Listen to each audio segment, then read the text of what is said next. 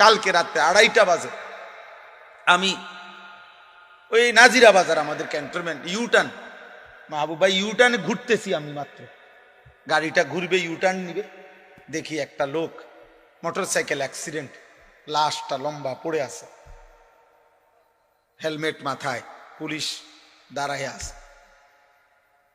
এক নজর তাকায় দেখলাম খোঁচা খোঁচা দাড়িও আছে মুখটার মধ্যে।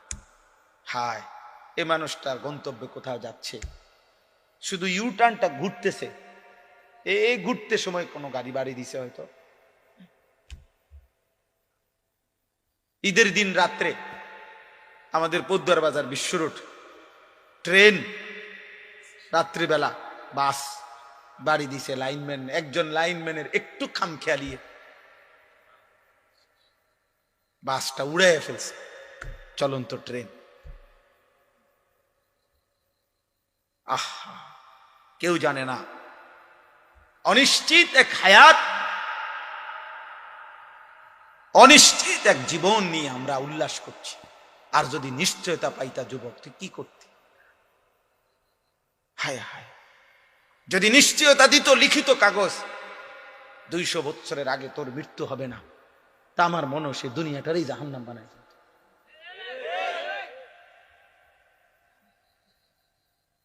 যে জানে যে কোনো সময় মৃত্যু হইতে পারে, এরপরও যার উল্লাস এত, এরপরও যে এত বড় এক ওয়াক্ত নামাজ পড়ে না, দিন নাই রাত নাই, এত নারী ছবি উলঙ্গ দৃশ্য দেখে, এই মানুষরূপী জানোয়ার যদি 900 বছরের হায়াতের নিশ্চয়তা পাইতো, কি করত?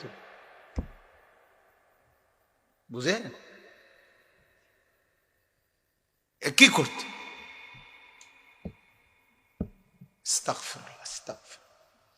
30 দিনের একটি পূর্ণ মাস রমজান আল্লাহ তাআলা আমাদেরকে দিয়েছেন, আল্লাহ তাআলা আমাদেরকে দিলেন। আল্লাহ যেন বললেন, বান্দা আমি নিজের হাতে, আমি রমজানটাকে আমি আল্লাহ নিজ হাতে সাজাইছি। একদিকে রোজা তো আরেক দিকে তারাবি, একদিকে ইফতার তো আরেক দিকে সাহারি, একদিকে এতেকাফ তো আরেক দিকে শবে কদরের বেজর রাত আমি সাজাইছি। প্রথম দশক রহমত, মাঝখানের দশক মাগফিরাত, শেষ দশক জাহান্নাম থেকে নাজাত। প্রত্যেকটা আমলে কমপক্ষে সর্বনিম্ন 70 গুণ বৃদ্ধি। জাহান্নামের দরজা বন্ধ, তোমারে গুনাহ করায় যেই শয়তান, সে শিকলে বন্দী। দরজা শুধু খোলা একটাই, জান্নাত। রাতে কিংবা দিনে, ইফতারে কিংবা সাহারিতে, রোজায় কিংবা তারাবিতে, এতেকাফে কিংবা শবে কদরে, যেখান দিয়ে আমায় আল্লাহরে ডাকো, আল্লাহ যেন বলে দরজা কেবল একটাই খোলা, জেন দিয়ে ডাকো, শুধু ঢুকবা কেবল জান্নাতে আর জান্নাত। কারণ দুয়ার তো খোলাই জান্নাত। জাহান্নামে তো রমজানে ঢুকবা কেমনে, জাহান্নামে তো বন্ধই দরজা, ঢুকার রাস্তা শুধুই জান্নাত। এত বড় শ্রেষ্ঠতম মাস, এত বড় সাজানো ফজিলতপূর্ণ মাস, যাদের উপর দিয়ে আমরা পার হইল 30 দিন পূর্ণ, 5টা জুমা এবছর রমজানে আল্লাহ তাআলা আমাদেরকে দান করছেন। 5টা জুম্মা, স্বাভাবিক তো 4টা জুমা হয়, এইবার 5টা জুমা, শেষ দিন জুমা হওয়াতে 5টা হয়েছে। 5টা জুমা দিলেন, পূর্ণ 30 দিন দিলেন। এত ভাবে আল্লাহ তাআলা সাজাইয়া, যার উপর দিয়া এই রমজান পার হইল। রমজানের প্রথম দিন মানুষের মৃত্যু হয়েছিল, বাংলাদেশে মানুষ মরছিল। শেষ দিন, মাঝখানের দিন, তাহলে প্রতিদিন তো কত মানুষের মৃত্যু হয়েছে। এর ভিতর দিয়ে আল্লাহ আমাকে, আপনাকে, কিশোর যুবক তোমাকে, বয়স্ক বাবা আপনাদেরকে আল্লাহ যে হায়াত দিয়ে এই পর্যন্ত 5টা শেষ করলেন, তো যাদের উপর দিয়া একটা পূর্ণ রমজান গেল, এত বড় শ্রেষ্ঠতম মাস গেল, তো রমজান পরবর্তী দেখার বিষয় তো হইল যে আমাদের জীবনের অর্জন কি হল। যারা রমজানের আগে বিড়ি খাইতেন, সিগারেট খাইতেন, কিস্তি নিতেন, নাচ দেখতেন, গান শুনতেন, নাটক দেখতেন, মোবাইল দেখতেন, সিনেমা দেখতেন, টেলিভিশন দেখতেন, আপনার সামান্য কোনো পরিবর্তন হয়েছে কিনা চাচা বলেন? রমজানের আগে যারা 5 ওয়াক্ত নামাজ জামাতে পড়তেন না, রমজান শেষ হয়েছে, এখন বলেন, এত বড় শ্রেষ্ঠতম রমজান পাওয়ার পরে এখন আপনার হালাত কি একটু শুনুন। সুদখোর আপনি বলেন, ঘুষখোর বলেন, কিস্তিখোর বলেন, মোবাইল যারা নারী ছবি দেখতা অভ্যস্ত ছিল যুবক ভাই, রমজান তোমাদের উপর দিয়েও গেছে, বলো তোমাদের জীবনের পরিবর্তনের কোন গল্প থাকলে শোনাও।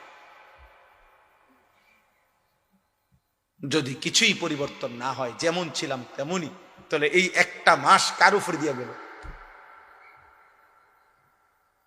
আল্লাহ তাআলার এত বড় মাসকে এভাবে বৃদ্ধাঙ্গুলি দেখাইলেন, এভাবে প্রত্যাখ্যান করিলেন। আস্তাগফিরুল্লাহ, আস্তাগফিরুল্লাহ। এভাবে ঠিক যেদিন শুক্রবার সন্ধ্যা হইল, সূর্য ডুবল, 30 রমজান শেষ হইল, সেদিনের পর থেকে আজকের সোমবার এশা পর্যন্ত যাদের 5 ওয়াক্ত নামাজ জুটল না, তাহলে রমজান আপনার উপরে কি আসর, কি প্রভাব ফেলল? আগের মতোই যারা বিড়ি সিগারেট খান, তে রমজানটা আপনার উপরে কি প্রভাব ফেলল? আগের মতোই যারা টেলিভিশনে নাচ গান দেখছেন, তো রমজান আপনার উপরে কি প্রভাব ফেলল? আগের মতোই যে মা বোন বেহায়া বেপর্দা হলো, তো রমজান তাদের উপরে কি প্রভাব ফেললো বলে? 30 দিনের একটি হাই অ্যান্টিবায়োটিক 1 মাস পূর্ণ কোর্স গ্রহণ করার পরে এই ঔষধের মেয়াদ কি একদিনও থাকবে না? একদিনও না। সূর্য ডুবতেই ঈদের দিন পর দিন যারা গান গাইলো, বাজনা বাজাইলো, ডেকসেট বাজাইলো, যেই মেয়ে যেই নারীগুলো বেপর্দা চললো, বেহায়া চললো, যেই কিশোর যুবকগুলো তোমরা বাজি ফুটাইলা, গান বাজাইলা, ডেকসেট বাজাইলা, নারী ছবি নিয়ে নাচ গান করলা, হায় হায় আব্বা, এত বড় একটা মাসকে এভাবে বৃদ্ধাঙ্গুলি দেখাইলা, আল্লাহকে এইভাবে প্রত্যাখ্যান, এটা ঠিক? ঠিক এখানে এই সূরা আমি এই জন্য পড়ছি, এই কথাটা কিছুটা মিল আছে আমাদের আচরণের সাথে। এইখানে আছে, নবীজি যখনই ওই মক্কার কাফেরদের সামনে বলতেন আযাবের কথা, তো কাফের বেঈমানরা জানা সত্ত্বেও, পূর্ববর্তী জাতিদের আযাবের কথা ওরাও জানতো, তবুও তারা আল্লাহ নবীকে বিদ্রুপ করত, ঠাট্টা করত। তো একদিন নবীজি এরকম আযাবের কথা বলার পরে মক্কার কাফের একজন সর্দার নজর ইবনে হারেস, বেঈমান, এই বেঈমান নবীজির সামনে বিদ্রুপ করে ঠাট্টা করে আল্লাহর কাছে হাত তুলছে, তুলে বলল, আল্লাহুম্মা ইন কানা হাদা হুয়াল হাক্ক মিন ইনদিক ফাআমতির আলাইনা হিজারাতাম মিনাস সামা আবিতিনা বিআযাবিন আলীম। সে বলল, আল্লাহ, মুহাম্মদের কথা মতো যদি কুফর, শিরিক এবং আপনার নাফরমানি করার কারণে আযাবই আসে, আপনি দেন, তো এখন আমাদেরকে আপনার কাছে দেখি কত বড় আযাব আছে, দেন। এই বেঈমান নবীজিকে টিটকারি করে কয়, দেন আমনের মুহাম্মদ হের কথা মতো আমনে যে দেখেন চাই কিতা আছে আপনার কাছে, দেন, পাথরের বৃষ্টি আমাদের উপরে বর্ষণ করেন, নয়তো আযাব দেন। এই কথাটা বলছে। কত বড় গাদ্দার, কত বড় গাদ্দার, চিন্তা করে। আল্লাহর সাথে মস্কার, রাসূলুল্লাহ সাল্লাল্লাহু আলাইহি সাল্লামকে বিদ্রুপ করে। অতএব দয়া করে যদি মোবাইল বন্ধ করতে না পারো, তাহলে চলে গেলে ভালো হয়। আমি মোবাইল ধরে ব্যস্ত থাকলে তারে বলতে রাজি না। এই জন্য এই অল্প একটু সময় ইনশাআল্লাহ এটা খুব দ্রুতই পার হয়ে যাবে। আল্লাহর কথা মনোযোগ দিয়ে, আন্তরিকতা দিয়ে, একজন হোক 100 জন হোক, আল্লাহর কথা দিল দিয়ে শুনতে হয়। এতে ধীরে ধীরে মানুষের জীবন পরিবর্তন হয়, আস্তে আস্তে বদলায়। এই জন্য সবাই যেতটুকু সম্ভব আলাদা আলাদা যার যার নিজের প্রয়োজন আল্লাহর কথা শোনা উচিত। কারণ কোরআন এবং সুন্নাহর বক্তব্য হলো, আল্লাহ এবং তার রাসূলের কথা হলো, আল্লাহর কথা বলতে গিয়ে, মানুষকে আল্লাহর দিকে ডাকতে গিয়ে, ফিরাইতে গিয়ে শেষ পর্যন্ত যদি পরিস্থিতি এমন হয় যে আমার সাথে কেউ নাই আল্লাহর কথা মানার ক্ষেত্রে, তবুও একা হলেও নিজেকে জাহান্নামের আগুন থেকে বাঁচানো এটা জরুরি। একাই হোক শেষ পর্যন্ত, এই কেউ নাই আর, তবুও আল্লাহর নবী বলছেন ওয়ালাউ আনতা আদদা বিআসলি শাজারাতিন হাত্তা ইউদরিকাকাল মাউত ওয়া আনতা আলা যালিক, প্রয়োজনে গাছের গোড়ালি শিকড় তুমি একাই কামড়াইয়া ধরে থাকবা, তবুও আল্লাহর দ্বীনের উপরে থাকবে। নবীজি বলছে এমন হইতে পারে যে আর ফ্যামিলির, এলাকার, আশপাশের কেউ আমার সাথে আল্লাহর হুকুম মানার ক্ষেত্রে নাই, তো আমি এক সময়ও এ কথা বলার সুযোগ নাই যে আর আমি একজনে আর কি করব, ঠিক আছে 10 জনের যে গতি আর আমিও এই গতি না, এই কথা বলার কি নাই সুযোগ। বরং একা হলেও নিজেকে বাঁচানোর চেষ্টা করতে জাহান্নাম থেকে। তাইলে বোঝা গেল এই পৃথিবীর কারো ব্যাপারে জবাবদিহি করতে গিয়ে আমি হয়তো কোনো কারণ দর্শাইতে পারবো, কোনো না কোনো কারণ, যে আমার ছেলে কেন দিনদার হলো না, আল্লাহ আমি বলছি শেষ পর্যন্ত। আমার বাবা কেন দিনদার হলো না, আল্লাহ আমি অনেক চেষ্টা করছি, ইত্যাদি একটা একটা কারণ দর্শাইতে পারবেন হয়তো, কিন্তু নিজের ঈমান আমল কেন পালন করলাম না এই ব্যাপারে কেউ যৌক্তিক কোনো কারণ দেখাইতে পারবে। এই জন্য আল্লাহ তাআলা কোরআনুল কারীমের মধ্যে আলাদাভাবে বারবার বলছেন, আলাদা গুরুত্ব দিচ্ছেন, ইয়া আইয়ুহাল্লাযীনা আমানু আলাইকুম আনফুসাকুম, হে ঈমানদারগণ তোমরা প্রত্যেকেই নিজেকে আঁকড়িয়ে ধরো, মানে আর কেউ না থাকো, কিন্তু তোমার ঈমান, তোমার আমল, তোমার আখলাক, তোমার আখিরাত তুমি একা হলেও ঠিক করো, ঠিক করো। হযরতে আসিয়া ফেরাউনের ঘরে থাইকাও তিনি প্রমাণ করছেন যে আমি একা হলেও ফেরাউনের মতো এত বড় জালেম বাদশাহ খোদা দাবিদারের ঘরে থেকেও আমি একাই আমার ঈমান হেফাজত করছি। উনি পৃথিবীবাসীকে উদাহরণ দিয়ে গেছেন যে আমার স্বামী প্রচন্ড ভাবে আমাকে আল্লাহর প্রতি ঈমান থেকে ফেরাইতে চাইছে, সর্বোচ্চ জুলুম করছে, শরীরের চামড়া খুলে ফেলছে, পেরেক মারছে, ও ফিরআউনা দিল আওতাদ, কোরআনুল কারীমের মধ্যে আছে ফেরাউন ছিল পেরেক মারত, যারে শাস্তি দিত তার সারা শরীরে পেরেক মারত, পেরেক বুঝেন না, তার কাটা আর কি, এমন জঘন্য ছিল। হযরতে আসিয়াকে করছেন, কিন্তু উনি ঈমান ছাড়েন, উনি প্রমাণ করছেন আমি এত বড় বেঈমানের ঘরে থেকেও আমি ঈমানের হেফাজত করছি, হেফাজত করছি। এই জন্য এটা জরুরি। পৃথিবীতে আল্লাহ তাআলা এই নমুনা আমাদের সামনে দেখাইছে। অনেকেই অনেক সময় আমরা এই কথা বলতে চেষ্টা করি যে হুজুর গ্রামে অনেক এরকম হয়ে গেছে, মানুষ সব এরকম হয়ে গেছে, এই জন্য এটা বলার কোনো সুযোগ নাই। ইয়া আইয়ুহাল্লাযীনা আমানু কু আনফুসাকুম, হে ঈমানদারগণ তোমরা সকলেই নিজেদেরকে বাঁচাও, ও আহলিকুম এবং পরিবারের সদস্যদেরকে বাঁচাও, নারান জাহান্নামের আগুন থেকে। এই যে আলাদা করে বলছে তোমাকে বাঁচাও, আবার আলাদা বলছেন পরিবারের সদস্যদেরকে বাঁচাও, মানে তুমি বাঁচো এই ব্যাপারে আলাদা ফিকির করো, পরিবারের সদস্যদেরকে বাঁচাও এ ব্যাপারে আলাদা ফিকির করো, আলাদা ফিকির করো। এজন্য যদি কোনো ছেলে মনে করো আমগো গ্রামের সব ছেলে এমন, এই কারণে আমি নষ্ট হয়ে গেছি, এই কথা বলার সুযোগ নেই। পৃথিবীতে আলো অন্ধকারের সবসময় সহাবস্থান, আলো এবং অন্ধকার, ভালো এবং মন্দ, উত্তম এবং অধম, এই মিলাইয়াই পৃথিবী। এখানে রাত আসে তো দিনও আসে, এখানে সূর্য ওঠে তো চাঁদও ওঠে, এখানে সন্ধ্যা হয় তো ভোরও হয়, এখানে সবকিছু পাল্টায়, সব পাশাপাশি পাশাপাশি। এই জন্য এখানে ভালো মন্দ পাশাপাশি, পাপী ইমানদার পাশাপাশি। এখানে রাত গভীরে কেউ মদও খায়, এখানে রাত গভীরে কেউ তাহাজ্জুদের সেজদাও, কেউ গভীর রাতে সেজদায় চোখের পানি ফেলে, কেউ মদের আড্ডায় জুয়ার আড্ডায় রাত কাটায়, নারীর আড্ডায় রাত কাটায়।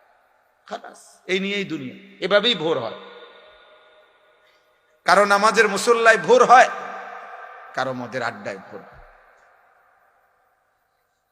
কারো জুয়ার আড্ডায় সন্ধ্যা হয়, কারো মাগরিবের নামাজে সন্ধ্যা হয়। এভাবেই চলবে দুনিয়া ইসরাফিলের ফু পর্যন্ত। আর সর্বশেষ যেদিন ইসরাফিলের ফু হওয়ার টাইম হবে, শেষ অবস্থা হলো যে একজনও ইমানদার আল্লাহ বলনেওয়ালা থাকবে না।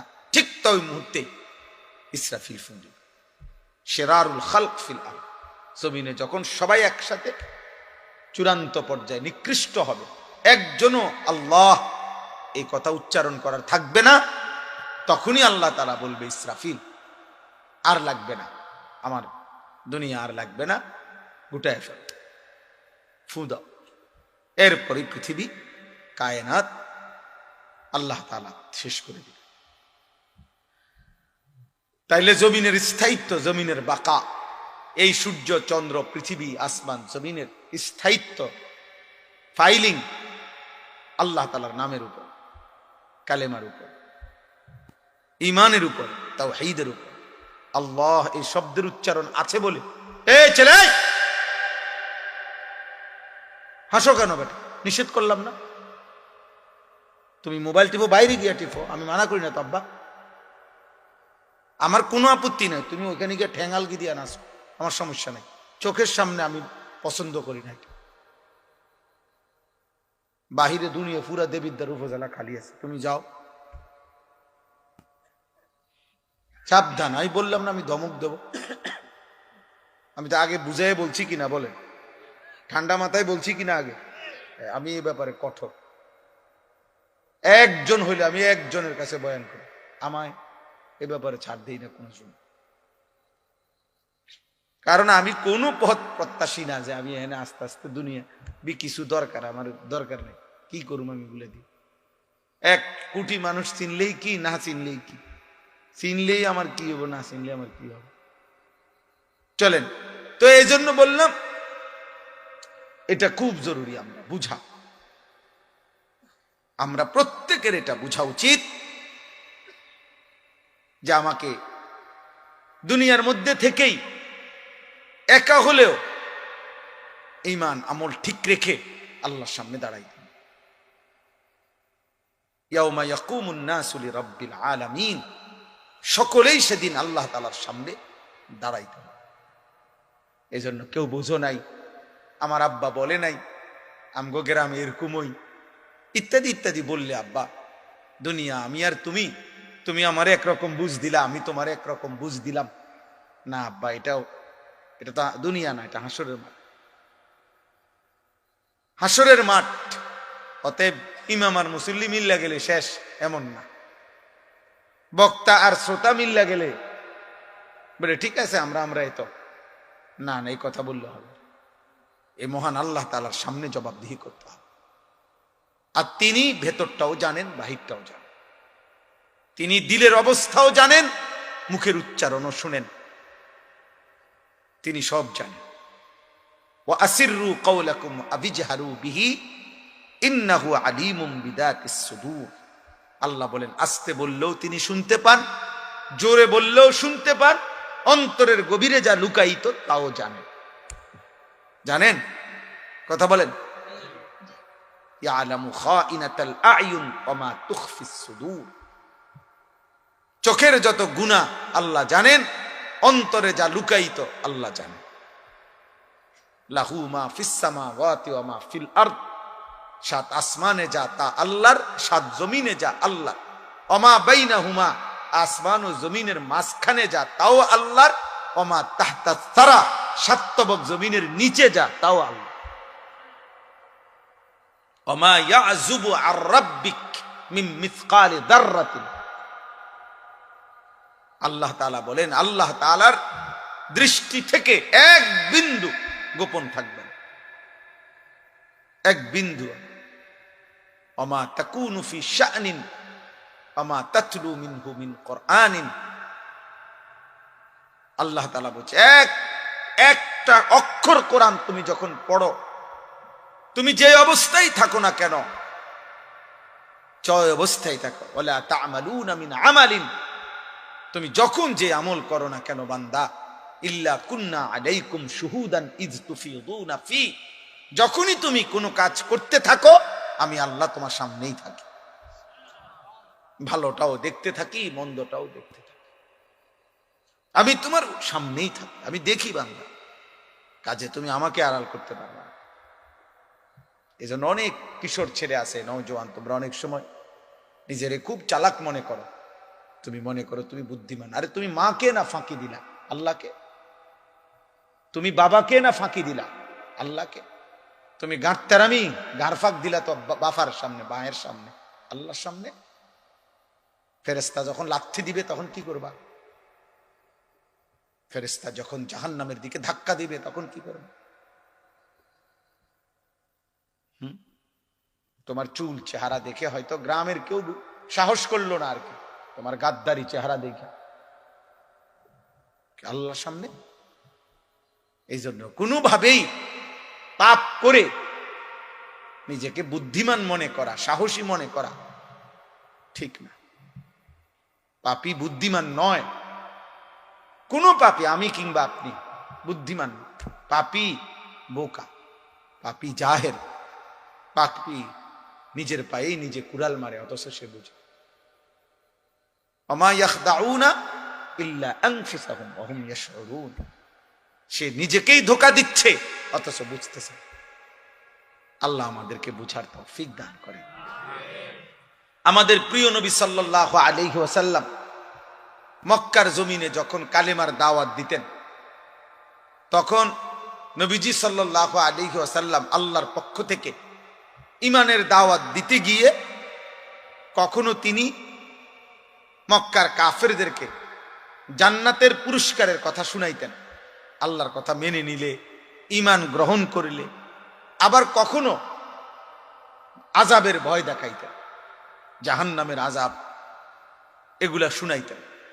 তো নবীজি সাল্লাল্লাহু আলাইহি সাল্লামের অনেকগুলো গুণ এবং বৈশিষ্ট্যের মধ্যে এই দুইটা গুণও ছিল, বৈশিষ্ট্য ছিল, যে তিনি বাশীর, তিনি নাযীর, মানে তিনি জান্নাতের সুসংবাদ দানকারী, আবার তিনি জাহান্নামের মানে আযাবের ভয় প্রদর্শনকারী। জান্নাতের কথাও বলতেন, আযাবের কথাও বলতেন, জাহান্নামের কথাও বলতেন।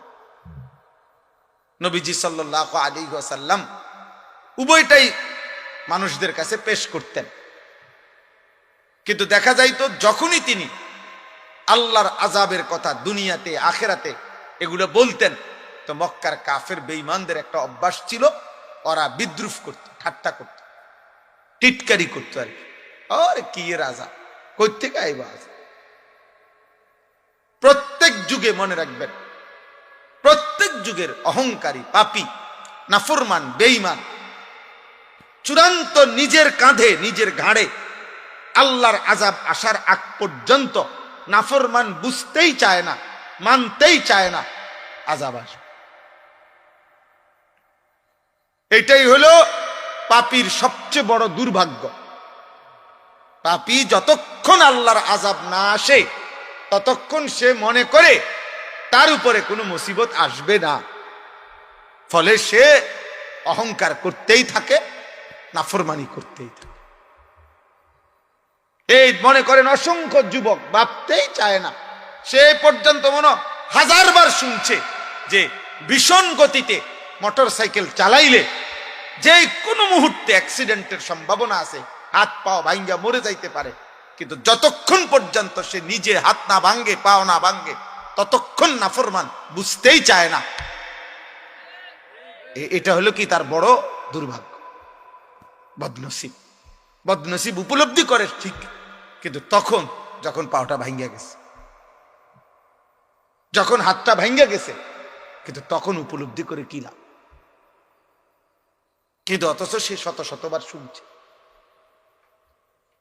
হ্যাঁ, আমরা কিতাবে পড়ছি, ইতিহাসের কিতাবে, পূর্ববর্তী জামানায় মনে করেন একজন বাদশাহ, তো উনার বিরুদ্ধে ওই রাজ দরবারে অথবা রাজপ্রাসাদে বাদশার পরিবারের কেউ কেউ ষড়যন্ত্র করতে করতে করতে পরে ওই বাদশাকে হত্যা করছে, হত্যা কইরা এবার নিজে বাদশা হয়েছে।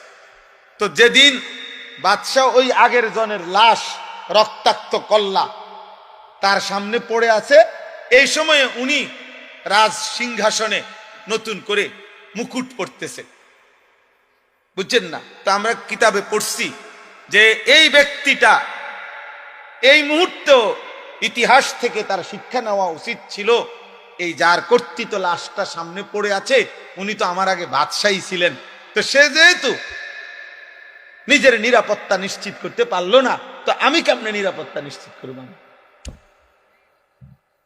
অথচ সে এটা ভাবলো না যে এ ব্যক্তি তো বাদশাহী ছিল, তো তার পরিণতি যদি এমন হয় তো আমারটা কি হবে, আমারটা কি হবে? এই জন্য পাপীর সবচেয়ে বড় দুর্ভাগ্য, গুনাহ মানুষকে নিজের পরিণতি, নিজের গন্তব্য, নিজের আখিরাত ভুলায় দেয়। ওয়ালা তাকুনু কাল্লাযীনা নাসুল্লাহা ফাআনসাহুম আনফুসাহুম। কোরআনুল কারীম আল্লাহ বলছে, হে ঈমানদার, আল্লাহকে ভুলে যেও না। এত বেশি পরিমাণ একদিন আল্লাহ তোমার নিজের পরিচয়, নিজের আখিরাত তোমার থেকে, কলিজার থেকে ভুলাইয়া দিবে। সেদিন আর তোমার মনেও পড়বে না তোমার আখিরাত আছে, জাহান্নাম আছে, তোমার জন্য আযাব অপেক্ষা করছে। এইটা যদি দিল থেকে সরে যায় তাহলে ওই মানুষের জীবনে এটা সবচেয়ে বড় দুর্ভাগ্য। এইবার আর সে কুল কিনারা পায় না, এবার আর সে ফিরতে পারে না, এবার আর কেউ তাকে টেনে ধরে না, কারণ আল্লাহ তো তারে অভিশপ্ত করে দিয়েছে। কোরআন শরীফে আছে, আল্লাহ তাআলা বলছে, মনের ইচ্ছা মতো যে ধারাবাহিক চলতে থাকে আমি তাকে তিনটা শাস্তি দেই। এক, আমি আল্লাহ তাকে একদিন পথভ্রষ্ট করে দেই, আমি আল্লাহ। দুই, তার কানে এবং অন্তরে মোহর মেরে দেই। তিন, আমি আল্লাহ তার চোখে পর্দা ফেলে দেই। এবার বলো, আমি ছাড়া, আমি আল্লাহ ছাড়া তাকে হেদায়েত দিবে কে?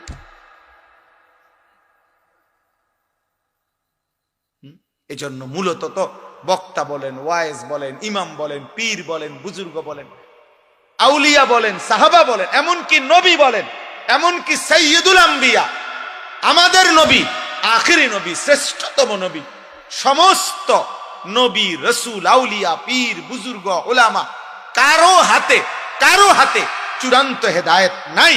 হেদায়েত চূড়ান্ত শুধুই আল্লাহর হাতে। শেষ ফয়সালা মূলত কার হাতে? আল্লাহর হাতে। বিষয়টা বড় সাংঘাতিক। যাররা পরিমাণ, এক সুতা পরিমাণ স্বজন প্রীতি করার কোন সিস্টেমে নাই, কারণ বিষয়টা মাখলুকের হাতে না, কোন সৃষ্টির, সেই সৃষ্টি যত দামি হোক ওনার হাতে। 12 বৎসর বয়স থেকে 50 বছর নবীজির, এই 38 বছর এক টানা আবু তালেব নবীজির অভিভাবক ছিল, নবীজিকে আগলাইয়া রাখছে, আদর করছে। নবীজি সাল্লাল্লাহু আলাইহি সাল্লামের বয়স যখন 12, তখন আব্দুল মুত্তালিব আবু তালেবের হাতে নবীজিকে তুলে দিয়ে গেছে। আর নবী সাল্লাল্লাহু আলাইহি সাল্লামের বয়স যখন 50, তখন আবু তালেবের ইন্তেকাল হয়েছে। তাহলে মোট 38 বছর। 38 বছর নবীকে যে আগলাইয়া রাখছে, কিন্তু আল্লাহ তাআলা বলছে, বন্ধু, ঈমান আমি দেব না, হেদায়েত দেব না। তো নবী সাল্লাল্লাহু আলাইহি সাল্লাম মৃত্যুর দিন পর্যন্ত অজরে চোখের পানি ফেলছে, চাচার হেদায়েত, চাচার কালেমা উচ্চারণ করাইতে আল্লাহর নবী অজরে কানছে। কিন্তু আল্লাহ বলছে, বন্ধু, হেদায়েত দেব না তো দেবই না, আমনে কানলো দিতাম।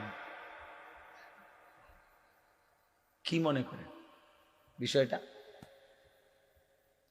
কিভাবে ইব্রাহিম আলাইহিস সালামকে মাঝখানে দাঁড় করান, মনে করেন এখানে দাঁড় করান, ইব্রাহিম নবীকে দাঁড় করাইয়া দুই দিকে দুইজন দাঁড় করাবেন, ওনার দুই পাশে দুইজনকে, এক পাশে ওনার আব্বা, আরেক পাশে ওনার ছেলে ইসমাইল, এ পাশে আজর, এ পাশে কি ইসমাইল। আল্লাহ মাঝখানে দাঁড়ানো কে? ইব্রাহিম। তো আল্লাহ যেন বলছে, ইব্রাহিম, এ আপনার কথায় ও ঈমান আনবে না, ও ঈমান আনবে। তো ফলে আপনি ইব্রাহিমই, কিন্তু বাপ আপনি লক্ষবার বলার পরেও আজর কি আনে নাই? ঈমান আনে নাই। কিন্তু 8 বছরের বাচ্চা, 10 বছরের বাচ্চা আপনার ইসমাইল, সে কিন্তু আপনার কথা বলার সাথে সাথেই আল্লাহকেও চিনছে, কোরবানি করতে রাজি হয়ে গেছে। তাহলে ফয়সালা কার? ওনার হাতে হইলো তো দুজনে কি হইতো? ইমানদার হইতো না দুজন? ইব্রাহিম আলাইহিস সালামের সামনেই তো দুজন। তো বাপে কেন ইমানদার হলো না? ফুতে কেন ইমানদার? ফয়সালা কার? গুরুত্বপূর্ণ। এজন্য ছেলেরা, বাবারা, হেদায়েত, ঈমান, সেজদা, কালিমা, আল্লাহর বন্দেগী, খোদার কসম, এটা ভিন্ন জিনিস। আরে ভাত, পেশাব, পায়খানা আর ঘুম আর দুনিয়া ভোগ করা, এটা নরমাল জিনিস। এটা আহামরি কিছুই না।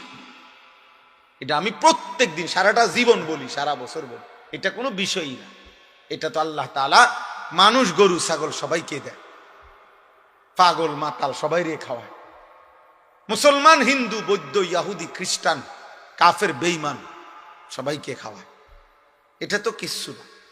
আসল বিষয় হলো ঈমান, হলো তাওহীদ। আসল নিয়ামত তো হলো সেজদা। আসল নিয়ামত তো হলো আল্লাহ তাআলার এক এক হুকুমের গোলামি।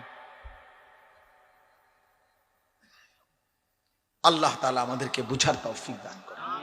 তো নবী সাল্লাল্লাহু আলাইহি ওয়াসাল্লাম যখনই কালেমার দাওয়াত দিতেন তো আযাবের কথা বলতেন, বারবার বলতেন যে হে আমার জাতি, নূহ আলাইহিস সালামের জাতি আল্লাহর নাফরমানি করেছে, আল্লাহ আযাব দিয়ে ধ্বংস করে দিয়েছে। লূত আলাইহিস সালামের জাতি আল্লাহর নাফরমানি করেছে, আল্লাহ আযাব দিয়ে ধ্বংস করে দিয়েছে। হুদ আলাইহিস সালামের জাতি আল্লাহর নাফরমানি করেছে, আল্লাহ আযাব দিয়ে ধ্বংস করে দিয়েছে। এভাবে অসংখ্য জাতি নবীজির পূর্বে, আমাদের রাসূলুল্লাহ সাল্লাল্লাহু আলাইহি সাল্লামের পূর্বের বহু জাতি আল্লাহ তাআলা আল্লাহর অবাধ্যতা, নাফরমানির কারণে ধ্বংস করে দিছে। এই কথাগুলো আযাবের কথা নবীজি বলতেন। কিন্তু দুর্ভাগ্য, এতগুলো ঘটনা বলবার পরেও, জানবার পরেও ওরা ভাবতো না, আবু জেহেল, আবু লাহাব, উতবা, শাইবা, এই বেঈমানগুলো একবারও ভাবতো না যে তাদের উপরও এমন আযাব আসবে, এমন আযাব আসবে। এটা তারা ভাবতো না। ফলে তাদের অভ্যাস ছিল, নবীজি যখনই আযাবের কথা বলতো, দুনিয়ার আযাব অথবা আখিরাতের আযাব অথবা জাহান্নামের আযাব যেটাই বলতো, ওরা বিদ্রুপ করত, ঠাট্টা করত, ঠাট্টা মস্কারি করত। আর আযাব করতে আইবে, আযাব কিসের আযাব? তাফসীরের মধ্যে আছে আবু লাহাব, নবীজির চাচা, তার বদ অভ্যাস ছিল, নবীজি যাকেই কালেমার দাওয়াত দিতেন, আল্লাহ নবী সাল্লাল্লাহু আলাইহি সাল্লাম, সে পিছন থেকে এই 2 হাত নাড়াইতো, এমনি এমনি করে, সাবধান আইলা শুনিস না, হুজুরের কথা শুনে এক্কা ধরা খাইবা। তুমি যে মদ খাও, জুয়া খেলো, নারী দেখো, মোবাইল দেখো, নর্তকী দেখো, নাচো, গাও, ফুর্তি করো, এই মোল্লা মুন্সির এসব কথা ধরলে এই মজার জীবন, সিটারি বাটপারি আর করতে পারতাম না। হ্যাঁ, অনেক ফাসেক ফুজ্জার, অনেক পাপী দেখবেন, এই জন্য কৌশল করে দাও, রাখো সব কানে, হুজুর এটা নিয়ে আনলো না, তাহলে তো আমার সিটারি চলবে না। প্রতি কথায় কোরআন কিতাব লইয়া এত টানাটানি করো না চাই। মানে কি, ওই যে উনি যে বাটপারি করে, 2 নম্বরই করে, এই 2 নম্বরই তো চলবে না, বুঝছেন? এই জন্য বারবার সবাই শেষ পর্যন্ত প্রত্যেক নাফরমান গোড়া দিয়া তলে দিয়া মিল থাকে। শুধু সবার চেষ্টা হইল হুজুররারে, কোরআনকে, আল্লাহর কথাকে সবখানে আনতে দিও না, তাইলে এটাই সুবিধা, বুঝছেন? হুজুররারে বলবা সব কথা তাতে না বল, এটা বলা যাবে না, ওইটা বলা যাবে না, রাজনীতির কথা বলা যাবে না, এইটা অতর বলা যাবে না, কি শুধু আপনার শুধু বিধিনিষেধ, শুধু টেনশন, শুধু পেরেশানি। এটা হুজুররারে সব কথা বলতে দিলেই মুশকিল হবে। বলতে দিলেই মুশকিল হয়। আমি একবার এক মাহফিলে আরো আগে এইরকম এক ভদ্রলোক কাগজে লেখা দিছে আমারে যে হুজুর এই এই কথাগুলো ওয়াজ করবেন, নিচে লিখে দিছে রাজনৈতিক বিষয়, সাম্প্রতিক বিষয়, আর কি কি জানি এডি বলবেন না, বলা যাবেন না, এডি কইবেন। পরে আমি বললাম যে আঙ্কেল, এই যেগুলো লেখছেন আপনি এগুলো আর এগুলো বাদ দিয়া শুধু এগুলো ঠিক রাখা ওয়াজটা কেমনে করলে সুবিধা হয় এটা স্যাম্পল হিসাবে আপনি 10টা মিনিট আগে কন, কইলে আমি ওইটার ব্যাখ্যা করি। বুঝেন নাই কথা? হ্যাঁ, আপনি একটু আমার শুধু জিনিসটার কৌশলটা শিখাই দেন যে এইভাবে বলবেন হুজুর, যাতে করিয়া আমি কারো গায়েও লাগে না, পিঠেও লাগে না, সবটা ওয়াজ কি প্যান্ডেলের রুফি দিয়া জায়গা, আলহামদুলিল্লাহ কারো কোনো অসুবিধা হয়েছে না। যার যে জায়গা বনওয়ালা বন খায়, বিড়িওয়ালা বিড়ি খায়। বুঝছেন না কথাটা? সিটারিও করে, ইমানদার সেজদাও করে, যে যেমনে আছে এমনি থাকুক। আপনি এইভাবে একটা ওয়াজ দিবে, নিরিবিলি ওয়াজ, যেটা প্যান্ডেলের রুফি দিয়ে যাবে, হ্যাঁ এমন একটা সিস্টেমের ওয়াজ করে। নাউজুবিল্লাহ। তাইলে মূলত যখনই আমি আবারও বললাম এই কথাটা, এটা বারবার ছেলেরা তোমরাও মনে রাখো, তোমরাও মনে রাখো, আমি প্রায় এই কথাটা বলি। কোনোভাবেই পাপী বুঝতে চান, পাপী বোকা হয়, পাপী জাহেল হয়। পাপ মানুষকে তার গন্তব্য ভুলাইয়া দেয়, মঞ্জিল ভুলাইয়া দেয়।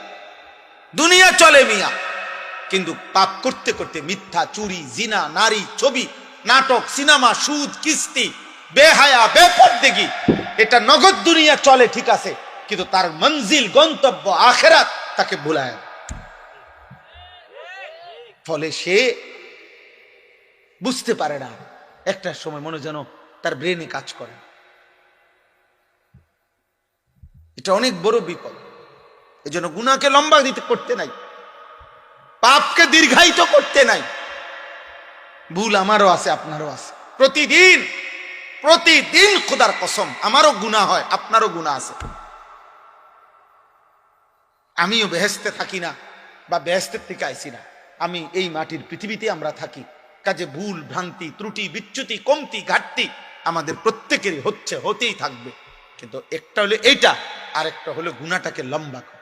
একেবারে ঠান্ডা মাথায় ইচ্ছা করে পরিকল্পিতভাবে 365 দিন একদিনও ফজরের নামাজ তুমি পড়ো না, এটা শুধু গুনাহ না, এটা তুমি মূলত গন্তব্য আখিরাত, তোমার মৃত্যুর পরবর্তী জীবন তুমি টোটালি ভুলে গেছো, এটার প্রমাণ।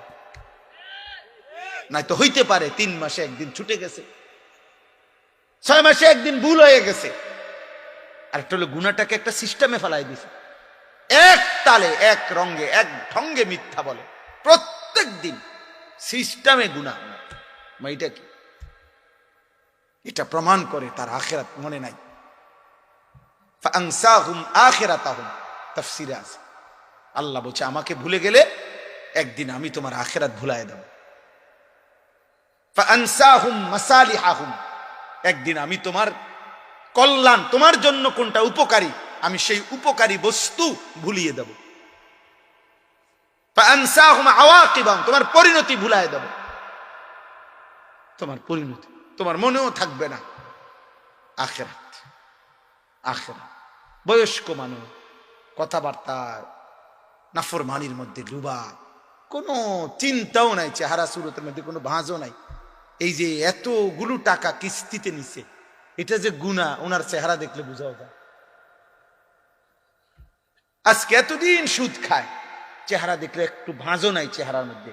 আরে আমার মরার হলো, আজ যদি আমার মৃত্যু হয়, কালকে রাত্রে 2:30 বাজে আমি ওই নাজিরা বাজার, আমাদের ক্যান্টনমেন্ট ইউটার্ন, মাহবুব ভাই ইউটার্নে ঘুরতেছি, আমি মাত্র গাড়িটা ঘুরবে, ইউটার্ন নিবে, দেখি একটা লোক মোটরসাইকেল অ্যাক্সিডেন্ট, লাশটা লম্বা পড়ে আছে, হেলমেট মাথায়, পুলিশ দাঁড়ায় আছে। এক নজর তাকায় দেখলাম খোঁচা খোঁচা দাড়িও আছে মুখটার মধ্যে। হায়, এ মানুষটার গন্তব্যে কোথাও যাচ্ছে, শুধু ইউটার্নটা ঘুরতেছে, এই ঘুরতে সময় কোনো গাড়ি বাড়ি দিছে হয়তো। ঈদের দিন রাত্রে আমাদের পদ্মার বাজার বিশ্ব রোড ট্রেন, রাত্রিবেলা বাস বাড়ি দিছে লাইনম্যান, একজন লাইনম্যানের একটু খামখেয়ালিয়ে বাসটা উড়াইয়া ফেলছে, চলন্ত ট্রেন। কেউ জানে না, অনিশ্চিত এক হায়াত, অনিশ্চিত এক জীবন নিয়ে আমরা উল্লাস করছি। আর যদি নিশ্চয়তা পাইতা যুবক, তুই কি করতি? হায় হায়, যদি নিশ্চয়তা দিত লিখিত কাগজ 200 বছরের আগে তোর মৃত্যু হবে না, তা আমার মনে সে দুনিয়াটারই জাহান্নাম বানাই।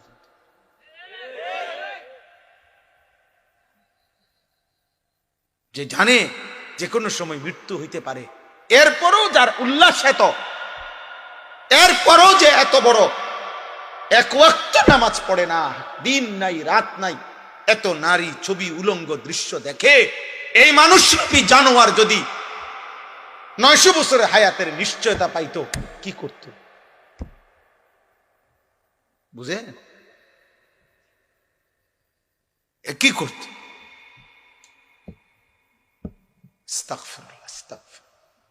30 দিনের একটি পূর্ণ মাস রমজান আল্লাহ তাআলা আমাদেরকে দিয়েছেন।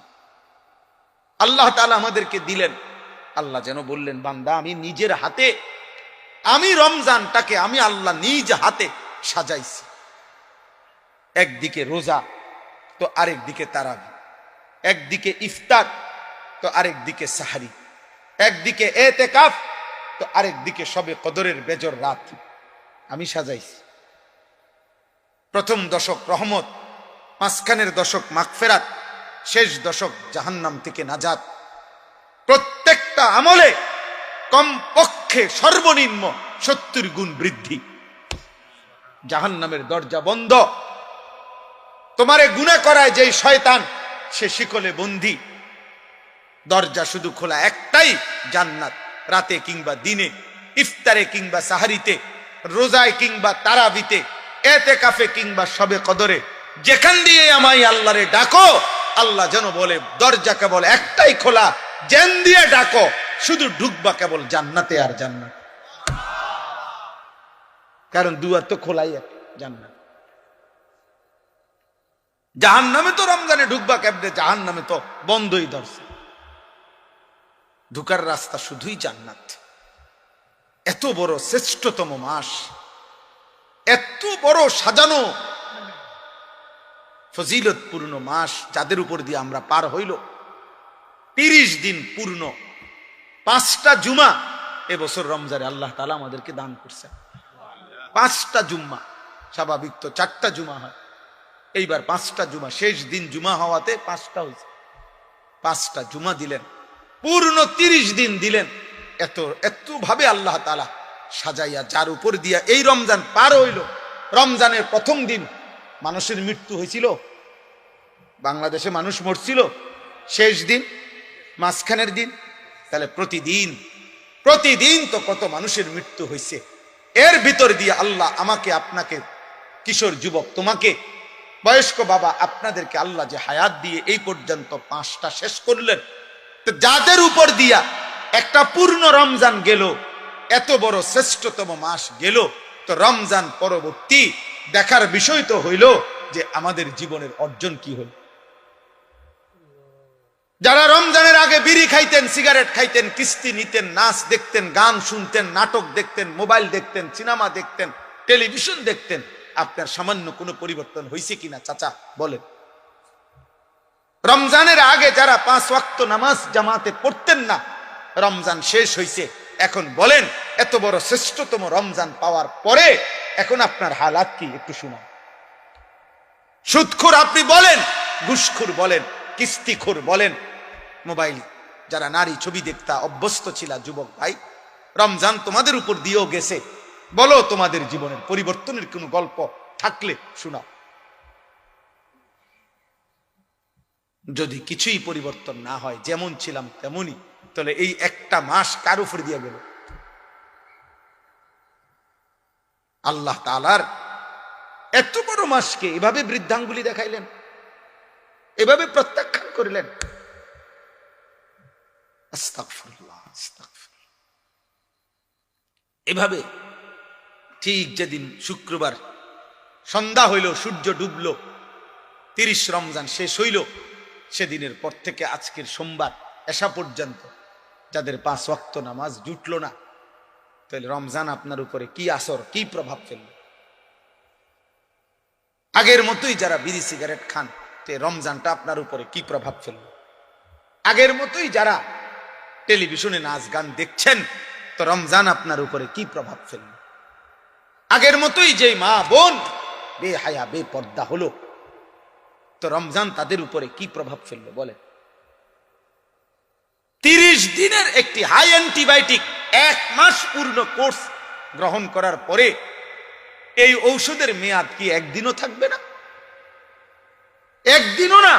সূর্য ডুবতেই ঈদের দিন পর দিন যারা গান গাইলো, বাজনা বাজাইলো, ডেকসেট বাজাইলো, যেই মেয়ে যেই নারীগুলো বেপর্দা চললো, বেহায়া চললো, যেই কিশোর যুবকগুলো তোমরা বাজি ফুটাইলা, গান বাজাইলা, ডেকসেট বাজাইলা, নারী ছবি নিয়ে নাচ গান করলা, হায় হায় আব্বা, এত বড় একটা মাসকে এভাবে বৃদ্ধাঙ্গুলি দেখাইলা,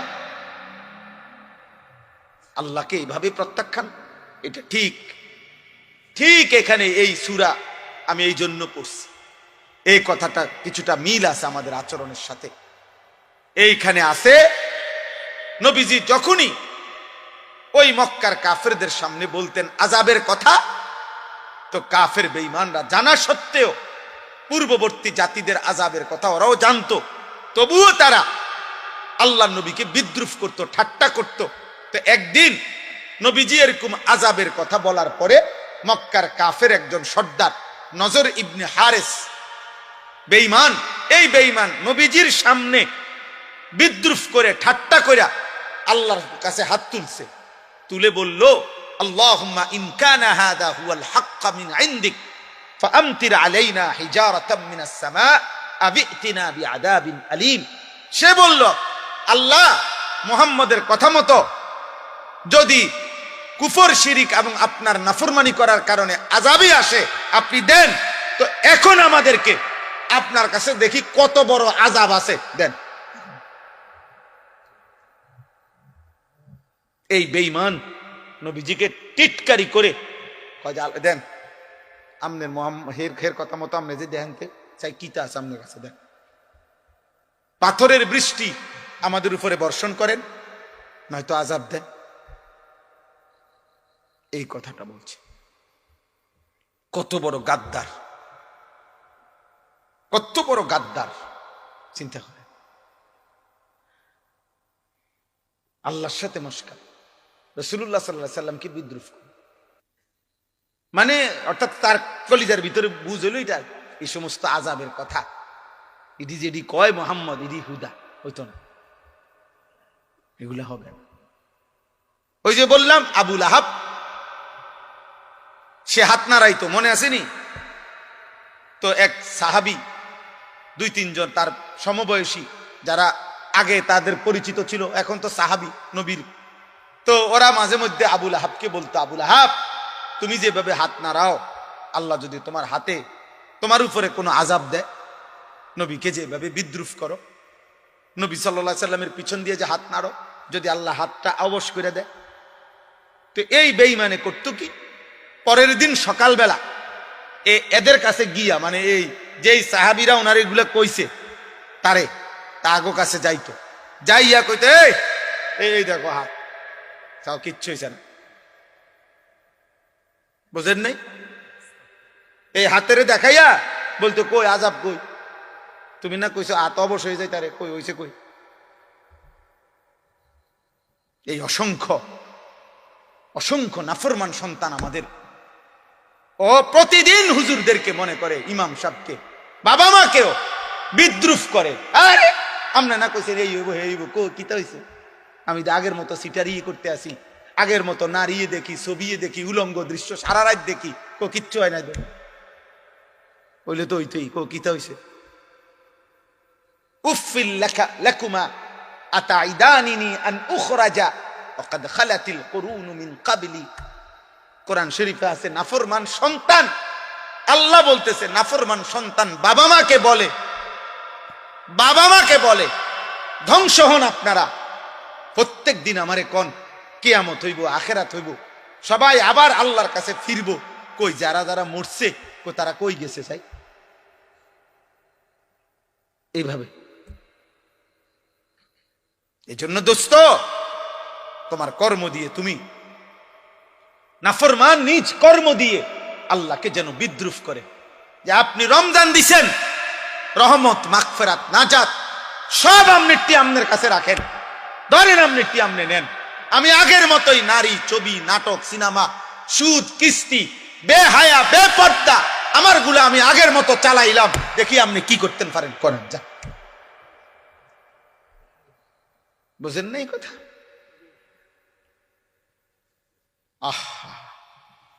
এই জন্য যুবক, একটা রমজান পাওয়ার পরে কোনো পরিবর্তন হবে না।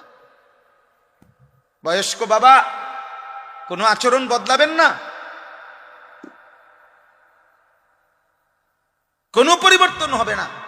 আমি একদিন, আজ থেকে 3-4 বছর আগের কথা বলতেছি আর কি, একদিন আমি একবার রমজানে ঈদের পর দিন আমার এক জোড়া জুতা খুব দরকার ছিল।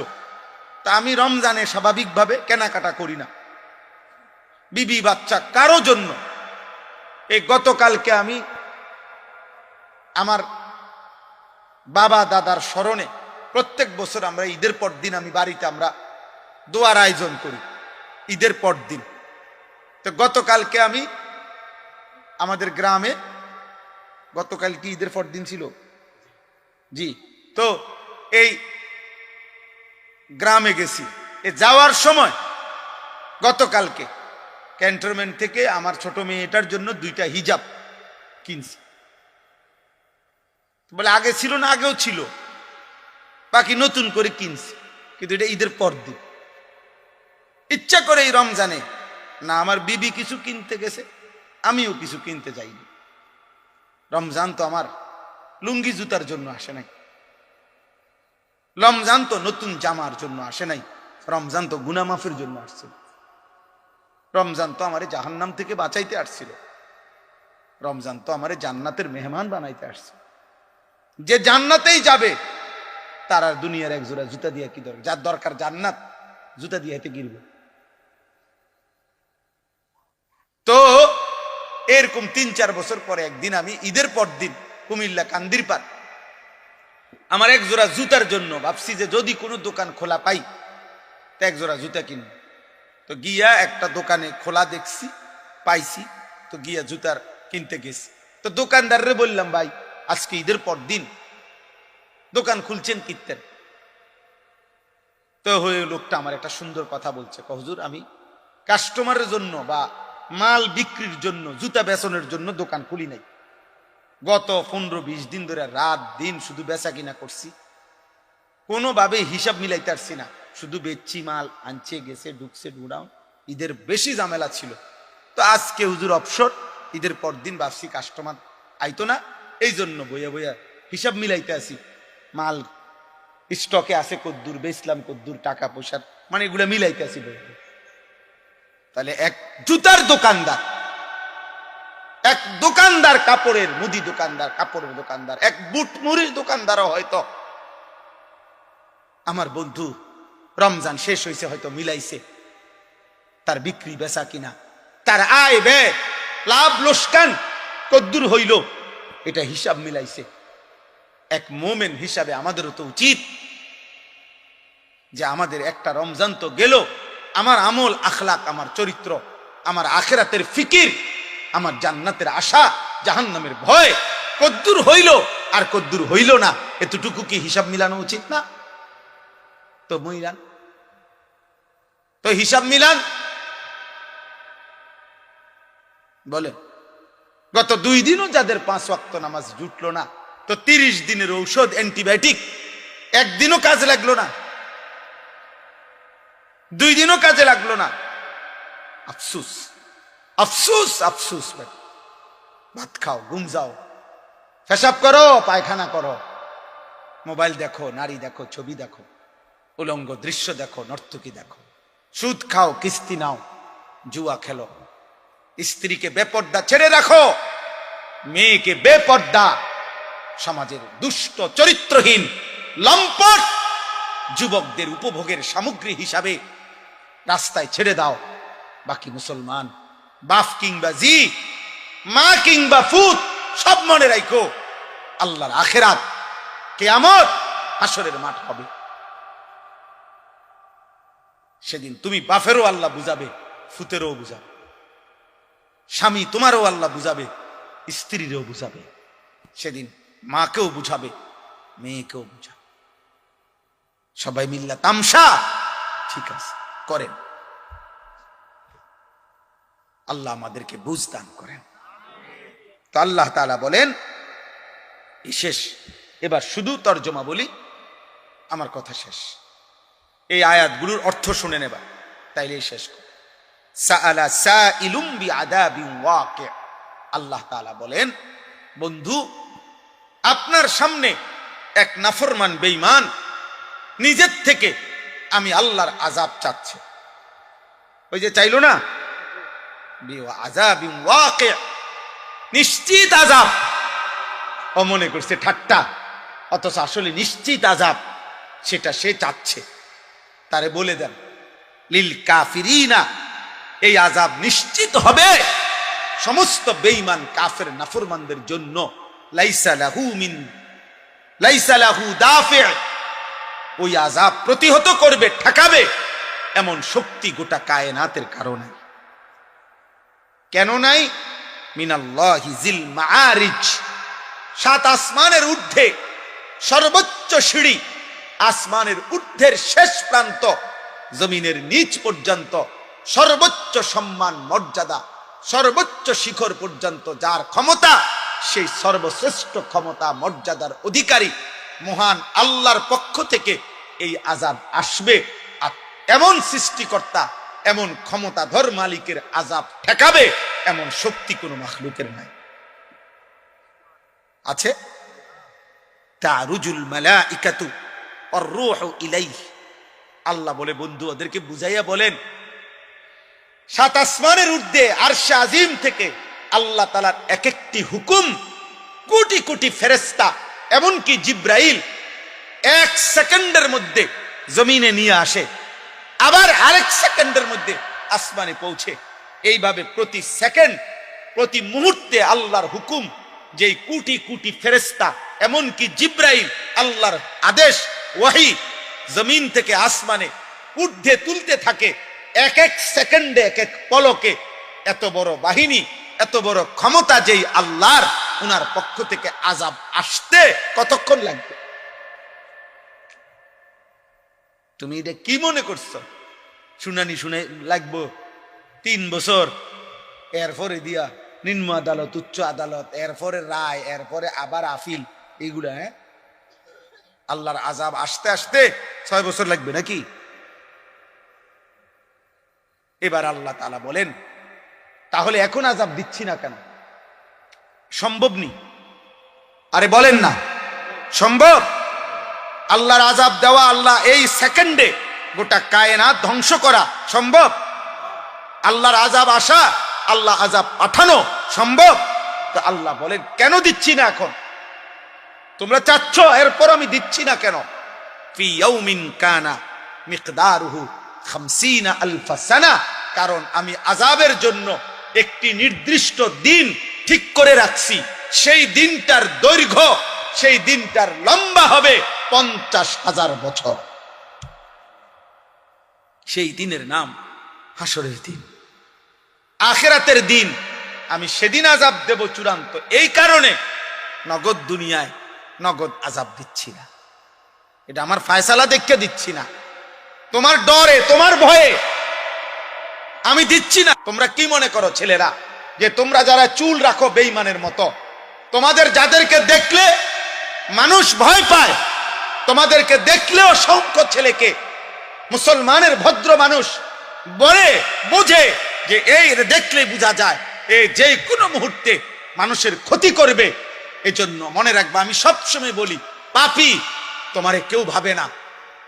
কোন মদখোর, নেশাখোর, গাঁজাখোর নারী ছবি উলঙ্গপনা বেহায়াপনা অসভ্যতাকে করে, পরে নিয়ে বেটা এই সমাজের কেউ ভাবে না, তোকে নিয়ে কেউ ভাবে না, বরং তোকে নিয়ে মানুষ আতঙ্কিত।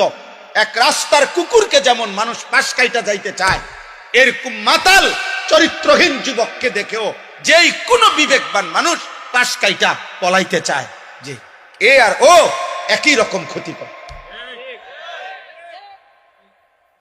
এটা পশুরূপী জানোয়ার, এটা মানুষরূপী জানোয়ার, দুইটাই এই সমাজের জন্য ক্ষতিকর।